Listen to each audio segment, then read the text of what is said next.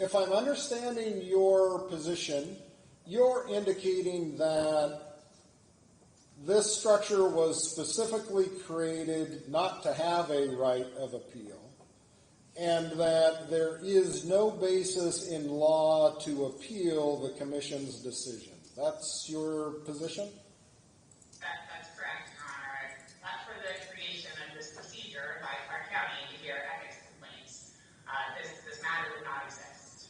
So let's say that the decision from the Commission was different than what happened here, that instead of denying Mr. Anderson's complaint, they found the complaint was founded, they moved forward with an investigation, and they found specific ethics violations on the part of these individuals. Two of them on the one, I think, are related to the prosecuting attorney's office. The other one, I believe, is the county auditor. Your position is those three individuals would have absolutely no right to appeal the Commission's decision. Not unless there was another basis for appeal under the law. So, for example, if there were an employment actions weekend, perhaps there would be a basis for an appeal in that situation. But that's not the scenario we're presented with here, right? We're being presented with a situation where the Ethics Review Commission has dismissed complaints for lack of any basis under the law. That does not create a right of appeal. It is possible that in an alternate scenario, if there were some other finding that was appealable, that there could be that right, like, for example, in the context of an employment-based decision. Does that seem to you to be an appropriate structure to create a review commission that has the authority not only to investigate but make findings of ethical behavior without affording the participants any review right? I think it is, Your Honor, for the reasons I mentioned, in that but for the creation of this process, there wouldn't be a review right at all, right, unless there was some other mechanism to bring a legal claim against one of the individuals involved in these scenarios. And there are many public entities across Washington that don't have a system like that. So in this instance, Clark County has created the opportunity to review conduct that citizens believe is unethical by county employees or by county officials. However, they didn't invite, continued litigation in the event that those complaints are found to be unfounded. And that's a reasonable limitation, I think, for a public entity to put on a process that it has created. So what other county-created processes are you aware of that there can be a determination made as far as fault of conduct but not allow a basis for appeal? I'm not sure if I understand your question about fault of conduct. Well, I mean, let's take just a very basic issue. I'm just going to, at random, pick something out from a code, for example. So let's say that there is a finding of the Animal Control Board that I have acted inappropriately in relation to, my animal, there's some inappropriate conduct going on, and that entity makes a determination about that. Is it appropriate that I shouldn't have a right to appeal that decision? I guess it depends on the nature of the determination that was made, but certainly if it were criminal conduct, there would be a right of appeal. Well, what if there's no criminal conduct? I mean, I've had cases with a Rouge appeal dealing with the Animal Control Board. You're saying that that's not an appropriate step to take? Yeah. As a speaker, I don't know if there is a right of appeal from the Animal Control Board, but I guess what the distinction I would make, and this is an argument that Mr. Anderson made in his response to our motion, is that there are due process issues that are involved. I think there certainly would be in the context that you're raising, whereas there are not here. Mr. Anderson has not identified any personal right, let alone a deprivation of life, liberty, or the right to pursue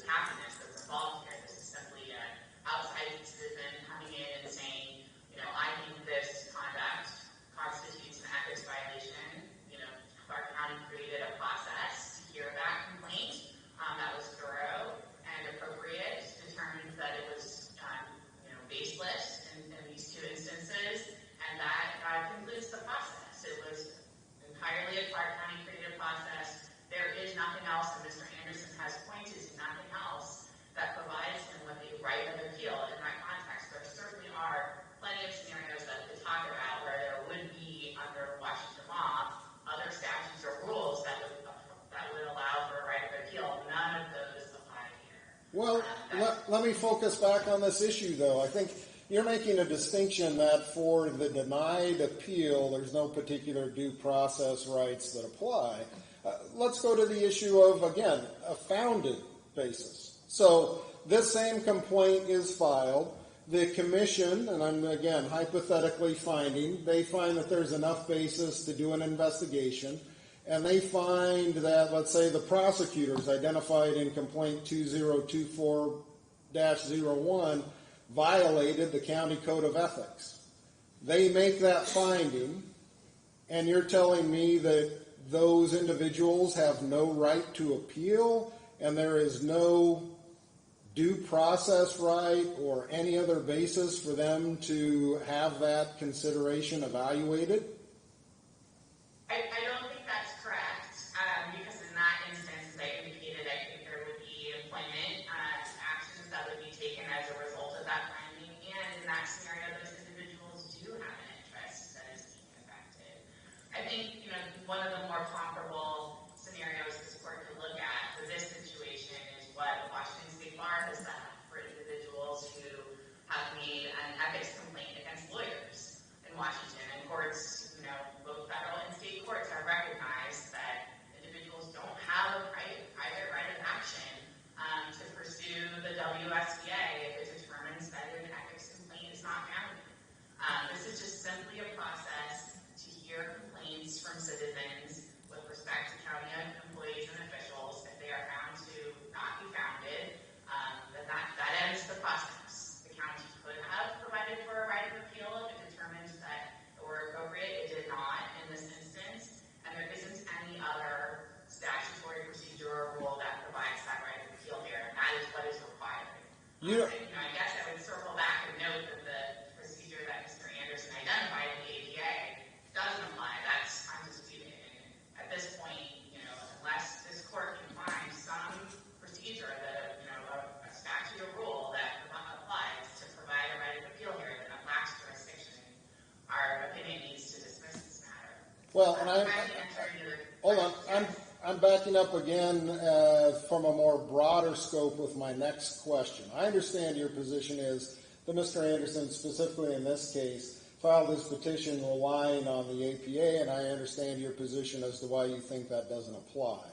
My questions more recently in this next one are going to focus on the more broad concept of this structure generally and how, because of that general structure, I need to evaluate it in this particular case. Going back to your last point that you were just making, how about the issue of a writ of certiorari? You don't think that creates a basis for a court to review this outcome or procedure? I think that if Mr. Anderson had filed a petition for a writ of certiorari and alleged the grounds for a writ of certiorari, we would be having a different conversation than we are now. He did not do that. And as we noted in our briefing, the grounds, the threshold for a writ of certiorari are fairly high. They require illegal conduct or conduct that exceeds the tribunal's jurisdiction. That's not what we have here. Mr. Anderson is complaining about the outcome of his ethics complaints to the review commission, not that they didn't have the authority to make the decision that they had or that their conduct was illegal. Is your involvement with this case tied at all to the issue of the claim and allegations having been made against prosecutors from the county in this case? In other words, is that the reason why there's not a representative from the office that's arguing this on behalf of the county? We were retained as outside counsel to work on ethics-related issues, I think, to make sure that the representation was objective. Does that answer your question? Yeah, it answers it adequately enough. Okay. Do you think that there is any value to examining the Clark County process within this ethics commission and its code as compared to other counties in the state?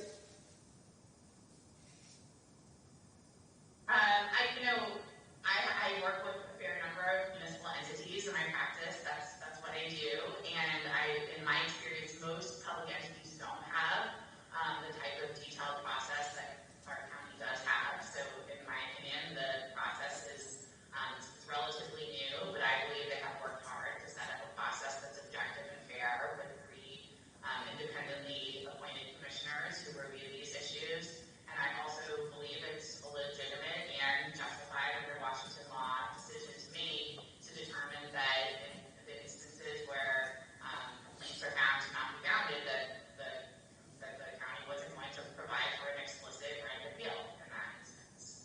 Are you aware of any other counties in Washington that do not provide for a specific right to appeal? I believe so. Can you actually, it's not a county, but I am aware of a city that has an ethics review board, and I do not believe they have a right to appeal. Are you aware that King, Snohomish, and Pierce also all specifically identify a basis for appeal? And that's certainly their choice to do that, if they make that determination. All right. Anything else you wish to add? Not unless Your Honor has any further questions. Not at this point. We'll see if there's... I think I have one question. It's a follow-up to one of the questions I had for you previously. Again, I was focusing on this issue of, let's assume that there was actually a finding of a violation by the commission in these two cases. Would that be appropriate for the individuals not to have a right to appeal? What I heard you say was, well, they'd have a right to appeal at the subsequent procedure that would go into effect. For instance, an employment action that would be based on the ethics violation, then that would create a basis for appeal. Was I tracking your argument correctly there? I believe that's correct, Your Honor. So how does that apply to someone like Mr. Kimsey, the auditor, or Mr. Golik, the prosecutor? They're elected officials. There's not going to be, what kind of employment or secondary follow-up action are you reflecting would apply there? I can't purport to be an employment lawyer, I'm sorry, Your Honor, but I believe that if there were some action taken that involved their particular rights that gave them the right of appeal of that under the law, then they would be able to pursue that procedure. But they're out of luck as it relates to the Ethics Commission. If the Ethics Commission finds that they committed a violation, that's it. No chance for any review in any sort of a forum. Well, there is a very robust procedure associated with this ethics review process. So we are at the very initial stage of it here with respect to Mr. Anderson's petitions. Well, let me just jump in there. Hold on. There's a robust process of every trial that I'm involved in. But there's also an important component of an appeal process for the people that are involved in it. So I don't know that the robust nature of the fact-finding stage of a proceedings should make us feel any better about denying someone a right to an appeal, should it?